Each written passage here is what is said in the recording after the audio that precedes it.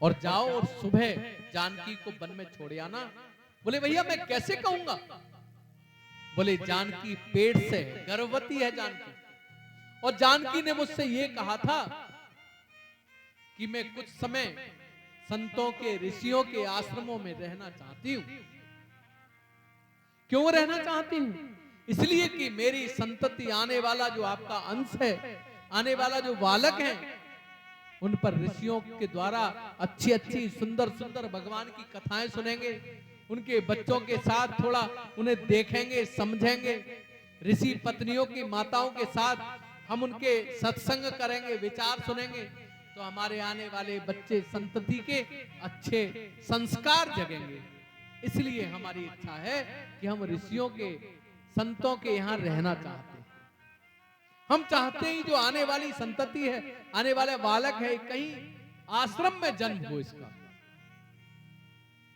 ये विचार करते हुए और जानकी जी का ये विषय लक्ष्मण जी को बताया, और लक्ष्मण जी से कहा कि तुम जाओ और जानकी को सुबह ये कहना कि प्रभु से आपने ये कहा था और ये छोड़ के आना। बोले ठीक है। लखन जी चुपचाप गए, रात भर नींद नहीं आई, रोते रहे, तड़पते रहे, विलखते रहे। अपनी माँ को कैसे छोड़ के आऊंगा, जिन्होंने 14 वर्ष मेरी माँ की याद नहीं आई, जिनके साथ मैं रहा, इतना प्रेम दिया, इतना मेरे ऊपर ध्यान दिया, मैं उन्हें कैसे छोड़ सकता हूं? ये कहते हुए रात जगते जगते बीती लखन जी। सुनने लगे भाई कहे रघुनाथा, सुने लगो भाई कहे रघुनाथा, लय बन जाओ जानकी साथा, लय बन जाओ जानकी साथा। लखन जी को बहुत समझाया भी भगवान ने कहा विधि इच्छा भावी बलवान, ये विधि का विधान है, ईश्वर की इच्छा है, हम इसमें क्या कर सकते हैं? तुम कहूं तात सर्व कल्याण, तुम्हारा सब प्रकार से कल्याण होगा।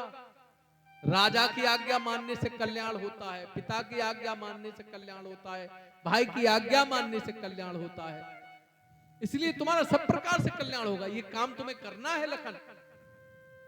पूरी रात यही विचार करते करते लखन को नींद नहीं आई। मम या वचन पाल लघु भाई, और प्रात जानकी जाओ लिभाई, ऐसा आदेश दिया। और यही विचार मन में लखन जी के आता रहा। पूरी रात नींद नहीं आई। लखन जी सुबह उठे, चारपाई छोड़ी और उठकर जानकी जी को भगवान ने रात में ही बता दिया था, लखन के साथ सुबह चली जाना। तुमने कहा था मैं गर्भवती हूं, मैं आश्रमों में रहूंगी। तो सुबह होते ही लखन के साथ संतों के निवास, संतों के आश्रमों में कथा, भजन, सुमिरन, मनन, कुछ समय रहने के हिसाब से तुम अपनी तैयारी कर लेना। जानकी जी ने रात में ही अपना बैग लगा लिया, सब सामान रख लिया, वलकल वस्त्र बनवा के रखे हैं, सारी तैयारियां की हैं, सब प्रकार के भगवा वस्त्र और बिल्कुल सादा वेश में जानकी जी तैयार हैं। सुबह बहुत जल्दी उठी, नहाई धोई, तैयार हुई, पूजा पाठ किया और लखन जी जानकी जी के कक्ष में पहुंचे। माँ जानकी जी बोले भैया चलें क्या? लखन जी बोले हाँ। लखन जी के मुख से कोई उत्तर नहीं निकल रहा। और उसके बाद जानकी जी दौड़कर भगवान के पास गई, हाथ जोड़कर भगवान के चरणों में प्रणाम किया और बोली प्रभु मैं जा रही हूं। भगवान ने जैसे ही जानकी की ओर देखा, जानकी ने कहा मैं जा रही हूं और प्रणाम किया। भगवान ने कुछ भी नहीं कहा और भगवान जानकी को देखते रहे। ऐसा लगा जैसे नेत्र बिल्कुल स्थिर हो गए। देखते देखते आशीर्वाद में ऐसा लगा, ये कहा जाए जानकी, जाओ जानकी, हमारी तुम्हारी अंतिम मुलाकात है। और जानकी जी जैसे ही कक्ष से बाहर निकली हैं, भगवान पछाड़ खाकर अपने कक्ष में पलंग पर लेट गए, खूब रोए हैं। जो जानकी अपने माता पिता को छोड़कर मेरे पास आई, जिस जानकी ने धन संपदा और बहुत प्रकार के सुख सुविधाओं को त्यागा, मेरे पास आई, आज पुनः उसे मैं अपने से प्रत्यक्ष करके और वन में भेज रहा हूं। भगवान को बहुत दुख है इस बात का। जानकी जी दौड़कर गई, अति आनंदित चली जानकी, अति आनंदित चली जानकी, अति आनंदित चली जानकी, अति आनंदित चली जानकी, अतिशय प्रिय करुणा निधान के अतिशय प्रिय करुणा निधान। बहुत खुश है।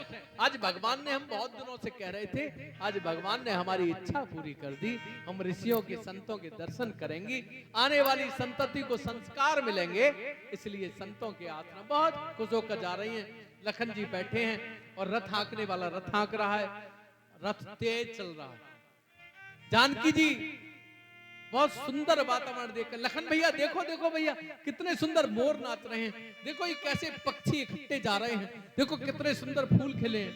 लखन जी नीचे मुंह किए हैं। लखन जी अपना मुख जानकी जी को नहीं दिखाते, क्योंकि रात भर रोए हैं, आंखें सूज गई हैं, दुख है मन में, कष्ट है, संताप है। ये विचार है जानकी जी से कैसे कहूंगा मैं कि मां तुम्हें भगवान ने त्याग दिया। मन में यही विचार है, आंखें सूज गई हैं, कीचड़ मुंह में आंखों में आ गया है, मन में विचार चल रहे हैं। जानकी जी कहती हैं हां हूं कर देते हैं। जब लखन जी भयंकर वन की ओर बढ़े तो जानकी कहती हैं लखन भैया हम लोग कहां जा रहे हैं? यहां तो कई ऋषियों का आश्रम, कई कुटिया दिखती नहीं, दिखत नहीं और मुनिन कर दाया, दिखत नहीं मुनिन कर दाया, दिखत नहीं मुनिन कर दाया, दिखत नहीं मुनिन कर दाया, दिखत नहीं मुनिन कर धामा, दिखत नहीं मुनिन कर धामा, दिखत नहीं मुनिन कर धामा। लखन भैया यहाँ तो कई मुनियों के, ऋषियों की कहीं कोई कुटिया दिखती नहीं, कहीं उनका निवास कहीं दिख नहीं रहा है। आप क्या कह रही थी लखन भैया? कहां जा रहे हैं हम? जात कहा प्रिय अनुज सुकामा, किस काम से कहां जा रहे हैं? जात कहा प्रिय अनुज सकामा, किस काम से हम जा रहे हैं, कहां जा रहे हैं लखन भैया? बताओ ना, क्या बात? यहां तो कुछ दिखता नहीं। लखन जी जानकी जी को देख रहे हैं, मैंने क्या उत्तर दूं, कहां छोड़ूं, क्या करूं? देवर लखन भैया कहां जा रहे हैं? बताते क्यों नहीं? ये तो भयंकर वन है, यहां तो भयंकर जीव जंतु होंगे। लखन जी कुछ नहीं बोल रहे, रथ चला ही जा रहा है भयंकर वन। जैसे ही लखन जी का मुख देखा जानकी जी ने, जानकी बोली भैया क्या बात है, आप सोए नहीं? आपके चेहरे पर मायूसी, उदासी, क्या बात है, क्या कष्ट है? कोई दर्द है, कहीं पेट वेट में दर्द है क्या? आपने ऐसा लग रहा है बहुत दिनों से आप नींद नहीं आई है आपको। लखन जी की आंखों से झरझर आंसू गिरने लगे। लखन जी ने रथ रुकवाया, वहीं जानकी जी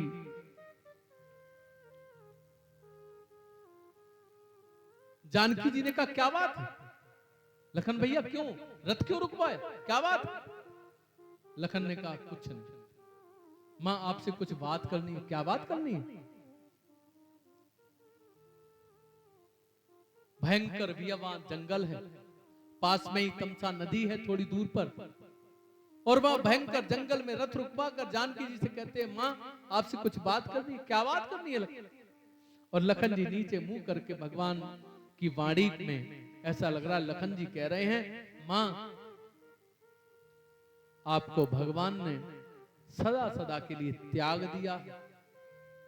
जानकी जी बोली त्याग दिया है मुझे? क्यों, ऐसा कौन सा अपराध है मेरा? लखन जी नीचे मुंह करके फपा फप कर रो पड़े, आंखों से झरझर आंसू की धाराएं बह रही हैं। जानकी जी बोले, भैया बताओ नहीं क्या बात है, मैंने क्या गलत किया, मुझे क्यों त्याग रहे भगवान? अरे भगवान ने तो ऋषि मुनियों की कुटियों में छोड़ने के लिए कहा था, ऋषियों के साथ रहने के लिए कहा है, आप कह रहे हो त्याग दिया, क्यों त्याग दिया है? तो उन्होंने सारी घटना नीचे मुंह करके रो रो कर लखन जी बताते हैं। जानकी जी चीखती हैं, चिल्लाती हैं, रोती हैं और कहती है, एक काम करना लखन भैया, हमारा एक संदेश देना प्रभु को। क्या संदेश है? बोले, संदेश ये है, उनसे कहना अगर मेरे पेट में तुम्हारे संतति ना होती, तुम्हारे चिन्ह ना होते, तुम्हारा अंश नहीं होता, तो मैं शरीर को समाप्त कर सकती थी, यानी मैं मर जाती, अभी तमसा नदी में डूबकर अपने प्राण की लीला समाप्त कर देती। लेकिन ये जिम्मेदारी है मेरी, मैं उनके अंश को पालूंगी और उन्हें सौंपने के बाद इस संसार से विदा हो जाऊंगी। लखन, ये संदेश देना और उनसे कहना, मैं जन्म से लेकर जब से मिली हूं तब से आज तक और हमेशा जब तक इस पृथ्वी पर जी रही हूं, जन्म जन्म से सदा मैं उनकी थी, उनकी ही हूं, उनकी ही रहूंगी। उन्होंने भले त्याग दिया हो, लेकिन मैं उनकी हूं। इतना कहते कहते चीखने लगी, चिल्लाने लगी, नेत्र सजल हो गए, आंखों से झरझर आंसू गिरने लगे और कब बेहोश हो गई जानकी जी, ये पता नहीं चला। लखन जी रो रहे हैं, माँ माँ क्या बात है, क्या बात है? जानकी जी की आंखों से झरझर आंसुओं की धाराएं बह रही हैं और जानकी अचेत हो गई। भगवान लखन जी सोचते हैं क्या करें, ऐसे कैसे छोड़ के चले जाएं, क्योंकि जानकी जी के साथ 14 वर्ष बेटे के रूप में लखन जी रहे हैं। तो सोचा क्या करें। लखन जी ने परिक्रमा की, जानकी जी को प्रणाम किया, माँ मुझे क्षमा करना, मैं आपको छोड़ के जा रहा हूं, माँ मुझे क्षमा करना, मुझे क्षमा करना। देख लखन सिंह और मूर्छा आए, देख लखन सिंह मूर्छा आई, गगन गिरा तब भई सुहाई, गगन गिरा तब भई सुहाई। जानकी जी को जैसी मूर्छा आई, लखन जी विचार कर रहे थे, लखन जी भी रुदन कर रहे हैं, सोच रहे कैसे मूर्छा, इधर उधर भागे, कहां जाएं, कहां से जल लाएं, कैसे जल छिड़के। उसी समय तुरंत आकाशवाणी हुई। आकाशवाणी क्या कहती है लखन जी से, सिय सौमित्र जाऊ सिय त्यागी, सिय सौमित्र जाओ तुम त्यागी, सिय सौमित्र जाऊ सिय त्यागी, सिय सौमित्र जाओ सिय त्यागी, जनक पुत्रिका यही सुभागी, जनक पुत्रिका यही सुभागी। हे सौमित्र, हे लखन, तुम जाओ, अपने काम करो, जाकर अपने घर जाओ, अपने महल जाओ, अयोध्या को जाओ। आकाशवाणी होती है, लखन ये सौभाग्यशाली सौभाग्यवती जानकी, इनका कुछ नहीं होगा, ये जिएंगी और भगवान के अंश को जन्म देंगी, पाल पोर कर बड़ा भी करेंगी, और तुम जाओ, इन्हें कुछ नहीं होगा। लखन, ये विधि का विधान है। ब्रह्म गिरा सुने धीरज की, धैर्य रखा। जानकी लखन जी ने थोड़े से आंसू पहुंचे, शांत हुए। आकाशवाणी ने कहा है तो सही ही होगा, और हाथ जोड़ पर दीक्षा की ना, हाथ जोड़कर परिक्रमा की, जानकी जी के चरणों में माथा रखा और फिर खड़े हुए, रथ पर बैठे और रथ को फिर दौड़ा दिया अवध की ओर। रथ दौड़ता, इधर इधर जानकी जी का नेत्र खुलते हैं, चेतना जागती है, जानकी जी का बेहोशी दूर होती है। जानकी जी उठी, इधर देखें उधर देखें, लखन भैया लखन भैया लखन भैया, कहीं इस रास्ते पर दौड़ती है, कहीं इस रास्ते पर दौड़ती है, कहीं इस रास्ते पर इधर उधर दौड़ती है। लखन भैया कहाँ हो कहाँ हो कहाँ हो, भयंकर बियाबान जंगल है, और दौड़ते दौड़ते जानकी जी कहीं गिर जाती है और गिरकर कहीं पैरों में चोट लग जाती है।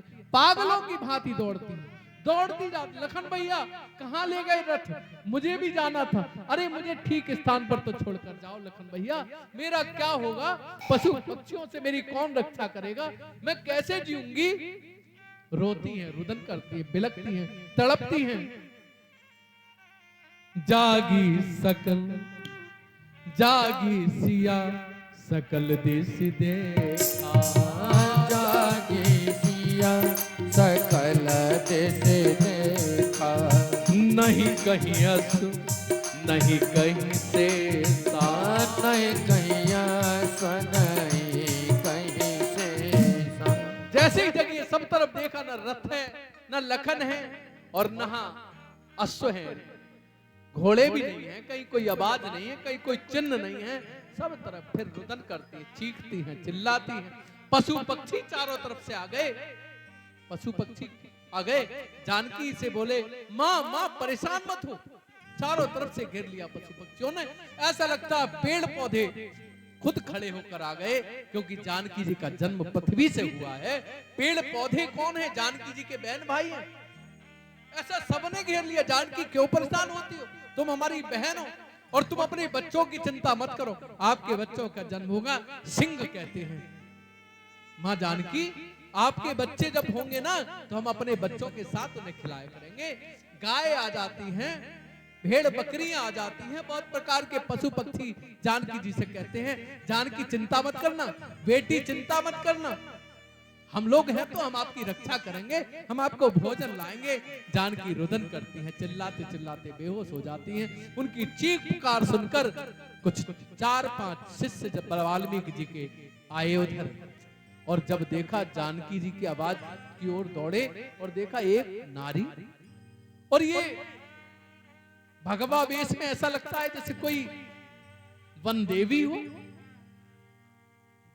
चीख पुकार जब सुनी, जब जानकी उठी तो उन्होंने कहा माँ क्या बात है, कहां से आई हो आप। उनमें से 2 शिष्य दौड़कर गए, तमसा नदी के किनारे वाल्मीकि जी अपनी संध्या वंदन कर रहे थे, दौड़कर पहुंचे, गुरुदेव गुरुदेव, एक बहुत ही ऐश्वर्यवान ऐसी नारी जिसके चेहरे पर बहुत बड़ा लक्ष्मी जैसा तेज है, और प्रभु रुदन कर रही है, भयंकर जंगल में पड़ी है।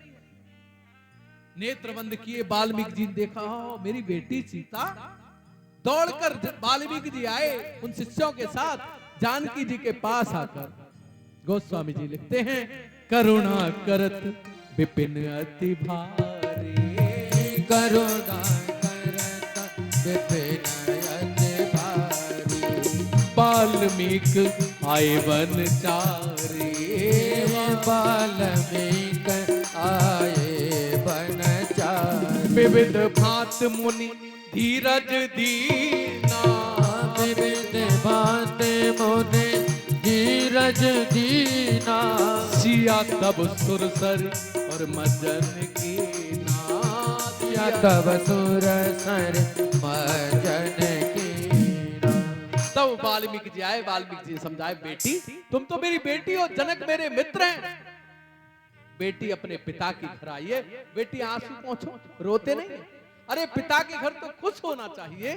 बेटी तुम चिंता मत करो, सब कुछ तुम्हारा पहले से अधिक सम्मान आदर मिलेगा, ये मैं तुम्हें वचन देता हूं, चलो।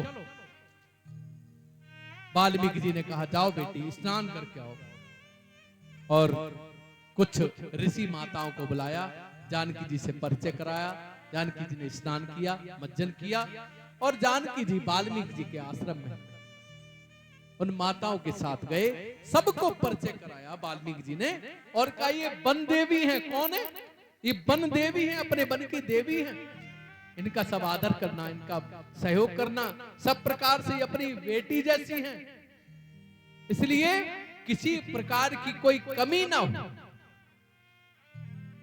आप बिल्कुल माता पिता की तरह बेटी का ध्यान रखना, और बेटी गर्भवती है इसलिए कोई कष्ट ना होने देना, खान पान सब प्रकार की व्यवस्थाएं सब माताएं जानकी जी के साथ बिल्कुल पुत्रवती भाव से उनके साथ बैठती हैं, साथ साथ खाना खाती हैं, सब सहयोग करती हैं, सब जानकी जी को साथ मिलाती हैं।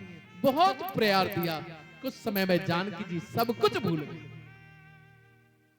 और उसके बाद ऐसी कथा आती है जानकी जी ने 2 पुत्रों को जन्म दिया, एक का नाम लव, एक का नाम कुश। कहीं कहीं कथा आती है कि जानकी जी ने एक पुत्र को जन्म दिया जिनका नाम लव था।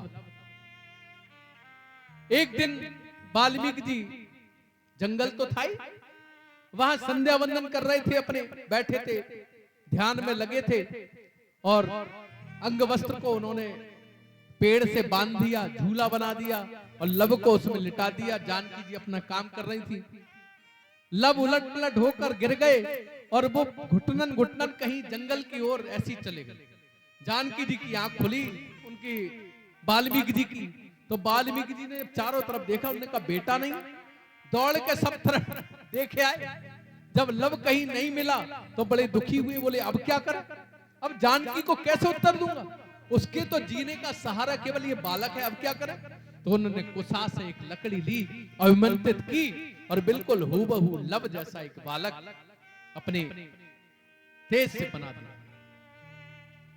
उसका नाम कुश रखा और थोड़ी देर बाद देखें लव आ रहे सामने से। अब सोचा अब क्या करें, अब तो 2 बालक हो गए। तब जानकी जी के पास एक की जगह 2-2 बालक हो गए और जानकी जी के पुत्रों के नाम दिया गया लव और कुश। दोनों बच्चों को सब प्रकार से वाल्मीकि जी ने योग्य बनाया और धनुष बाण सिखाया। जानकी जी बच्चों को सारे काम सिखाती हैं, घर के लकड़ियां तुड़वाती हैं, पशु पक्षियों की, गायों की सेवा करते हैं लव कुश। माता जी का बिल्कुल रात्रि में गुरुदेव के पैर दावते हैं, माता जी की सेवा करते हैं, माता जी की अक्षरशः बात मानते हैं। जो बच्चे अपने माता पिता की बात मानते हैं वे लव कुश की जगह उनका नाम बहुत ऊंचा हो जाता है। लव कुश की तरह उन्हें सारे संसार के लोग देखते हैं। माता पिता के अंदर जो बच्चों को सब कुछ देने की इच्छा होती है वो जब होती है जब माँ बाप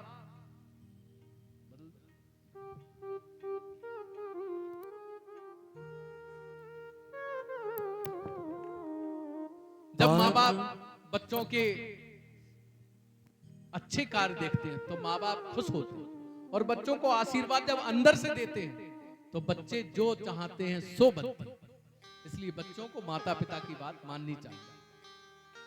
तो वही लव कुश ने किया, माता जैसे जो कुछ भी कहती थी वो सब काम लव कुश करते थे और इतने बड़े धनुर्विद्या में पारंगत हो गए, संगीत में पारंगत हो गए। बहुत सुंदर दोनों छोटे छोटे बालक, सब प्रकार से योग किया। राम कथा जो वाल्मीकि जी ने लिखी थी उस राम कथा को लव कुश को सिखाया, सुनाया, समझाया, याद कराया और उनसे बार बार